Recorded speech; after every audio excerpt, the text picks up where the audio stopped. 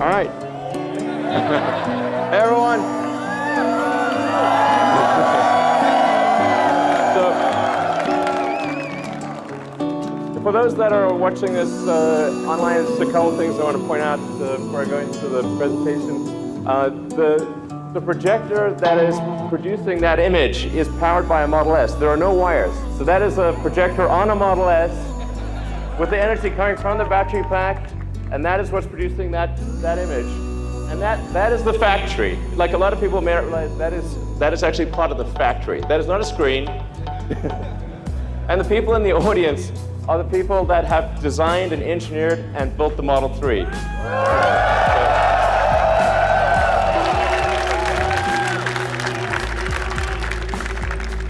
All right, so let's talk about what goes into making the Model 3. It starts off with design. So congratulations to the design team. You've done a phenomenal job. I've enjoyed working with you every week. You guys are amazing. Nice work.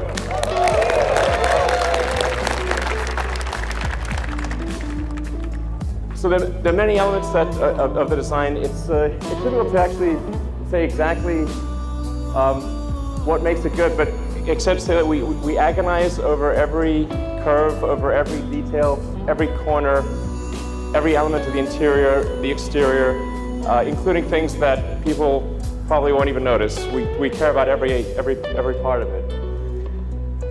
We aimed for something that was a very simple, clean design, because I think in the future, well, really, future being now, that the cars will be increasingly autonomous. So you won't really need to look at an instrument panel all that often. You'll be able to do whatever you want. You'll be able to watch a movie, talk to friends, go to sleep.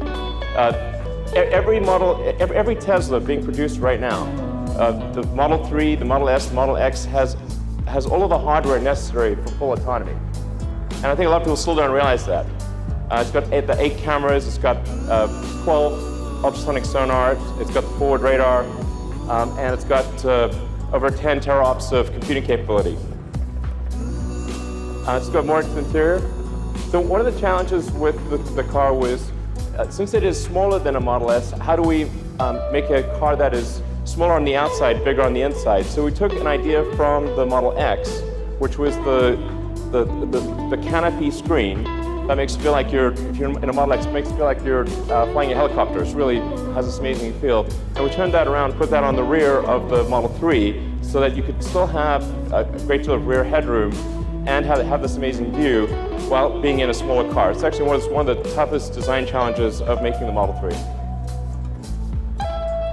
And then in terms of engineering the car, we had to engineer it to be a lot easier to build. The Model S is an amazing car, but it's very hard to build. So we have to get the part count down, design it still to be light, but also to make it affordable. And I think that the team's done an amazing job of that. And then where this really shows up is in things like safety. So let's take a look at the safety video. So on the one hand, you've got the car that is one of the safest cars in the world, a Volvo S60.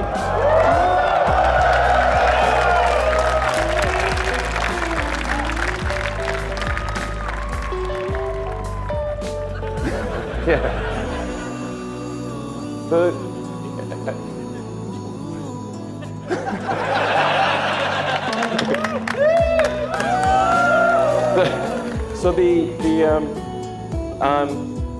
There are a lot of cars that say they are 5-star, and they are sort of 5-star. That's not a scientific metric, but even though they are something like the Volvo, great car, by normal standards, very safe. The Volvo is arguably the second safest car in the world. But I think it is obvious which car you would prefer to be in an accident. So the first and foremost for the engineering of the car was safety. Then, in terms of production, the thing that's going to be the major challenge for us over the next 6 to 9 months is how do we build a huge number of cars. And frankly, we're going to be in production hell. Welcome. Welcome to production hell. That's going to be where we are for at least 6 months, maybe longer. But you guys know that you're veterans. I've been through this. So I look forward to working alongside you to journey through hell. And as the saying goes, if you're going through hell, keep going. Just to give you a sense of the size of the factory, we've got our Fremont car factory, where we are right now, is the second largest footprint building in the world.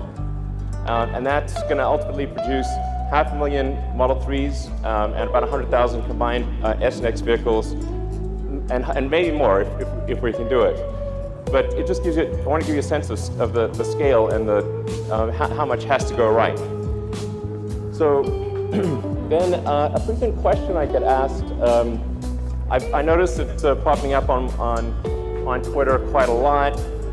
Where is my Model 3? Sometimes not phrased quite as nicely as that.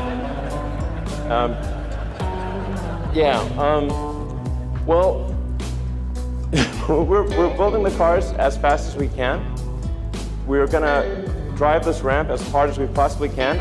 I have here a chart, so if you were having trouble falling asleep, then this chart might help you. The point is to give you a sense of how manufacturing actually works. There are 10,000 unique parts in a Model 3, and these are coming from all over the world. About 2/3 come from North America, and about 1/3 from the rest of the world. But as you can see with this chart, which looks like we're being shot with ICBMs, I think that is the ICBM chart, actually. Save us, exactly. Well, we need missile command. Where's the missile command button? But almost anything that goes wrong anywhere in the world, if we haven't buffered the supply chain, will interrupt the production progress. When you have 10,000 unique items in a vehicle or any object, any one of them can slow down the production process. So the production rate will move as fast as the slowest and least luckiest component in the whole mix. Then on top of that, we have the Gigafactory. So this is a stop motion. We started off with there being nothing. There was just a sort of desert, and built what is now one of the largest, it's actually now the largest battery factory in the world. And when it's done, we'll produce more lithium-ion batteries than the rest of global production combined for one building. So, yeah. So in fact, let's go to the Gigafactory live, see if we can connect to them. Hey guys. There's a whole bunch of people at in Nevada that are helping make the battery pack, and the motor, the powertrain, and so we've got giant factory making battery packs and powertrains, giant factory making cars, and giant supply chain, and so all of those have to work together in cadence in order to get to our initial target of 5,000 cars a week, and then hopefully by the end of next year towards 10,000 cars a week. And then you're probably wondering, okay, will I be able to charge my car? So this is like probably the second most common question I get on Twitter, like, the supercharger is full, what is wrong with you? Why are you such a huge idiot? I'm like, sorry. Okay, we are tripling the number, by the end of next year, there will be 3 times as many superchargers as there are today. So that should really help out a lot. Essentially, you'll be able to go almost anywhere, North America, Europe, Asia, Australia, and many parts of Asia and the Gulf area by the end of next year. Eventually, you'll be able to go anywhere on Earth. Yeah. So, thank you. And actually, technically, you can go anywhere on Earth, because anywhere on Earth where there's electricity, you can charge your car. So the supercharger is just about being able to charge a car really fast. Okay, so let's talk about the specs for the Model 3. there are two main variants. There's the standard and the long range. The standard, well, is going to be $35,000 for a 220-mile range. It's going to be a fast car, so the acceleration will still be well under 6 seconds, 130 mile an hour top speed. And then you can also get the long range one, which will have a range of 310 miles.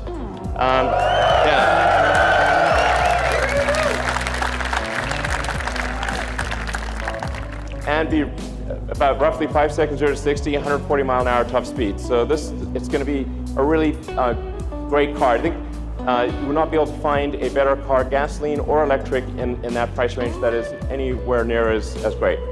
All right.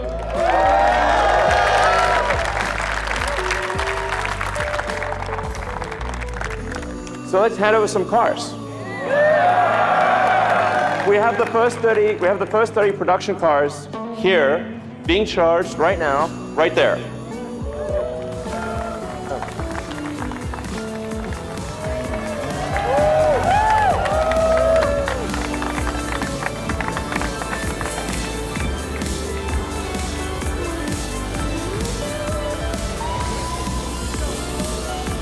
Hey guys.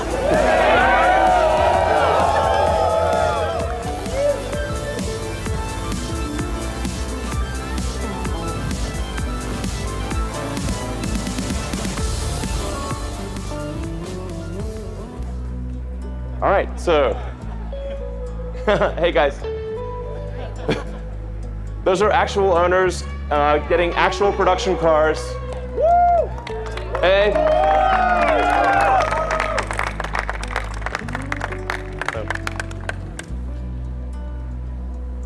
So there's actually, let's see, there's actually a total of 50 production cars that we've made this month, and 20 of which will be used for engineering validation, 30 of which will be on the roads with customers.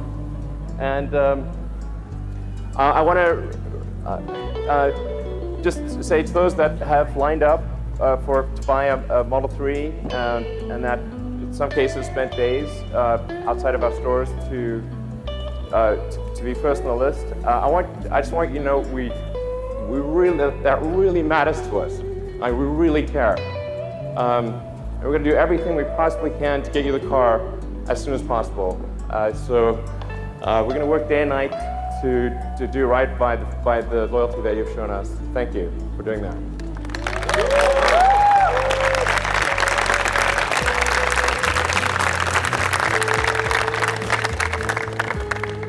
And then just a reminder, we've got now 3 cars in production. There's the X, the S, and the 3. Those letters can be combined however you'd like. To give you a sense, if you order a Model 3 now, you'll probably get it towards the end of next year. But because the S and the X are in production, if you order them now, you can get them in about 1 or 2 months. And as I'd like to thank all the customers who own a Model S and X, and those who buy a Model S and an X, because in doing so, you make the 3 possible.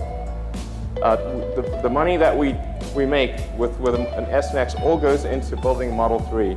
So thank you for doing that. Thank you for our longtime supporters, and thank you guys for making it. Thank you.